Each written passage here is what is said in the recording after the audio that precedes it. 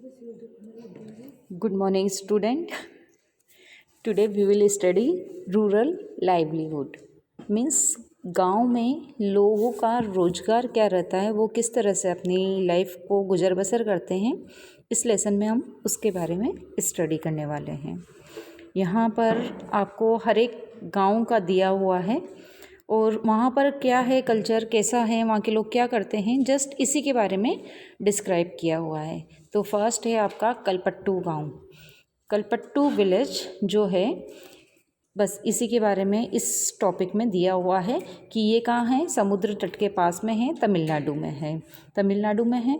और यहाँ के लोग अलग अलग तरह के काम करते हैं। दूसरे गांव की तरह यहाँ पर भी खेती के अलावा बहुत सारे काम होते हैं, जैसे कि यूटेंसिल, बास्केट बनाना, पॉट्स बनाना, ब्रिक्स बनाना और बैलगाड़ी इत्यादि बनाना, ये सब काम यहाँ पर होते हैं। कलपट्टू में कुछ लोग अलग अलग तरह के और भी काम कर सकते हैं, जैसे ब्लैक स्मिथ हैं, यहाँ पर नर्सेस हैं, टीचर्स हैं, वॉशरमैन्स हैं, वीवर्स हैं, ये सारे लोग भी यहाँ पर अपनी सेवाएं देते हैं।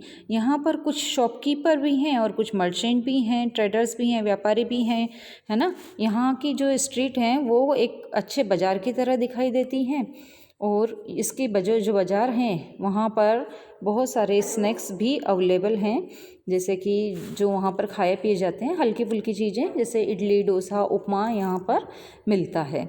और शाम को नाश्ते में यहाँ मैसूर पाक, बड़ा पाव, ये सब चीज़ अवेलेबल रहती है। यहाँ पर चाय की दुकान के पास में कोने में एक लोहार का परिवार रहता है जो कि लोहे के काम करते हैं। उनके घर में लोहे से बनी हुई चीज़ों का काम होता है। उसी के पास में एक साइकिल की शॉप भी है। और मतलब गांव में 2 परिवार कपड़े धोकर भी अपने काम चलाते हैं, है ना। तो इस तरह से ये सारा इन सब टॉपिक में दिया हुआ है। ये पूरा जो टॉपिक है इसमें यही बताया गया है। जो ये विलेज है उससे ये पहाड़ियों से घिरा हुआ है और मेनली यहाँ पर पैडी जो है क्रॉप वो ग्रो होती है, मतलब धान की फसल होती है और ज़्यादातर परिवार अपनी खेती के द्वारा ही अपना गुजर बसर करते हैं। यहाँ का मेन वो खेती ही है, ठीक है। देन यहाँ पर कुछ यहाँ पर आम और नारियल के भी काफ़ी सारे बाग टाइप के हैं। इसके अलावा अगर हम देखें तो कपास भी उगाया जाता है, कॉटन जिसे कहते हैं, शुगर केन, गन्ना, केला, बनाना यहाँ पर उगाया जाता है। तो यहाँ के कुछ लोग हैं जो मिलजुल, कुछ लोगों के पास मील्स भी हैं और कुछ जो कि कलपट्टू के खेतों में काम करते हैं, वो सब मिलकर यहाँ पर काम करते हैं। कुछ खेतों में काम करते हैं, कुछ मील्स करते हैं। इस तरह से उनका वो आजीविका चलाते हैं। अब हम नेक्स्ट टॉपिक में पढ़ेंगे तुलसी।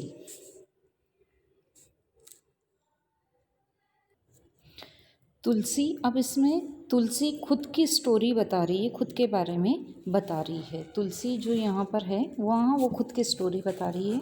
वो बोल रही है कि वो रामालिंगम का जो लैंड है उस ज़मीन पर काम करते हैं उसके परिवार के सभी लोग। और जो रामालिंगम का लैंड है उसके पास काफ़ी बड़ी ज़मीन है जिस पर कि वो हायर करके रखता है, ठीक है। कलपट्टू में उसके पास बहुत बड़ी ज़मीन है जिस पे बहुत सारे लोग काम करते हैं। और वो शादी के पहले से ही यहाँ पर मजदूरी करती थी। वो सुबह 8:30 बजे यहाँ आ जाती है, जिससे 4:30 बजे तक वो यहाँ पर इवनिंग में काम करती है और उसके काम का ऑब्ज़र्व करती है। रामालिंगम की वाइफ जो है करुथप्पा जो है वो उसके काम को यहाँ पर ऑब्ज़र्व करती है। तो जो तुलसी है वो खुद की स्टोरी इसमें बता रही है। अब वो बताती है कि साल में बहुत से कम ही ऐसे मौके आते हैं कि जबकि उसे रेगुलर, मतलब उसे मजदूरी मिलती हो। वो मतलब पैडी की फसल को ग्रो करने में हेल्प करती है। तो जब ये फसल पक जाती है तो उसके लिए हार्वेस्टिंग के लिए उसे बुलाया जाएगा। तो यहाँ पर फ्री होती है वो कि उसे ही बुलाया जाएगा। वो बताती है कि जब वो कम उम्र की थी, जब उसकी उम्र कम थी, क्योंकि वो शादी से पहले ही यहाँ काम कर रही है, तो उसे वर्क करने में कोई परेशानी नहीं होती थी। एग्रीकल्चर का वर्क वो आराम से कर लेती थी।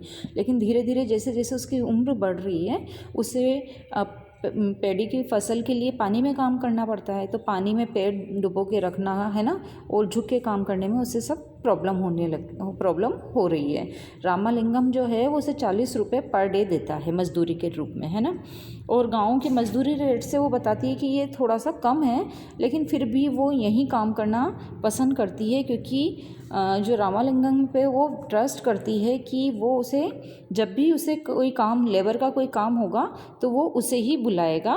बाकी लोग क्या करते हैं, आसपास के गांव से चीप रेट में मजदूर ले आते हैं और उनसे काम करवाते हैं, लेकिन रामालिंगम ऐसा नहीं है। इसके अलावा वो बताती है कि जो उसके हस्बैंड है उनका नाम है रमन, नाम है उनके हस्बैंड का, और रमन भी एक लेबर ही है जो मजदूरी करते हैं। इनके पास इनकी कोई लैंड नहीं है, कोई ज़मीन नहीं है। साल के कई इन महीनों में जब वो क्या करता है, खेतों में पेस्टिसाइड्स करता है, मतलब कीड़ों को मारने की दवाई का छिड़काव करता है। जो रमन है उनके हस्बैंड जो हैं वो ये काम करते हैं।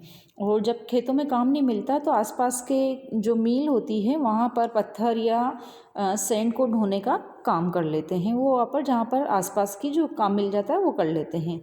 और जो वो बताती है कि खेत में काम करने के अलावा मैं घर का सारा काम करती हूँ, मतलब घर के काम जो होते हैं वो सारे करती हैं, और जैसे खाना बनाना, कपड़े धोना, और दूसरी औरतों के साथ जंगल से जाके लकड़ी भी लाते हैं। और गांव से 1 किलोमीटर दूर बोरवेल है जहाँ से पानी लेकर आना पड़ता है उन्हें, तो इतनी दूर पानी लेने भी जाती है। और उसका पति जो घर का सामान है, सब्जी वगैरह खरीदना करना है, ये सारे काम करता है। और जो इनकी जो बेटियाँ हैं, इनके 2 बेटियां हैं और दोनों ही स्कूल जाती हैं। और पिछले साल एक बेटी बीमार पड़ गई थी जिसका इलाज कराने लिए उन्हें शहर जाना पड़ा था, और इलाज के लिए भी उन्होंने रामालिंगम से ही उधार लिया था। और उस उधार को चुकाने के लिए उन्होंने अपनी गाय को क्या हुआ, बेच दिया था, सेल आउट कर दिया था, ऐसा उन्होंने बताया है इस स्टोरी में। तो इस तरह से हम स्टोरी में देखते हैं कि तुलसी की कहानी हमने देखी है, तो हमने ये देखा है कि जितने भी रूरल एरिया रहते हैं वहाँ पर पुअर परिवार को अपना बहुत सारा समय, टाइम जो है पानी को कलेक्ट करने में या लकड़ी लाने में या जानवरों को चराने में बीत जाता है ना। इन कामों से उन्हें कोई पैसा नहीं मिलता। इस जो पूरा पैराग्राफ दिया हुआ है आपका, इसमें यही बताया गया है कि इन कामों से उन्हें कोई पैसा नहीं मिलता, बहुत ज़्यादा इनकम नहीं होती। वो मजदूरी से जो थोड़ा बहुत पैसा कमाते हैं उससे उसका गुजर बसर होता रहता है, लेकिन फिर भी बहुत सारे कामों के लिए उन्हें बार बार क्या पड़ना पड़ता है, लोन लेना पड़ता है, किसी से उधार मांगना पड़ता है। उधार मांगने के लिए क्या होता है, वो गाँव के किसी रिच पर्सन पर डिपेंड रहते हैं, तो मजबूरी में उन्हें कई बार शर्तें सारी माननी पड़ती है।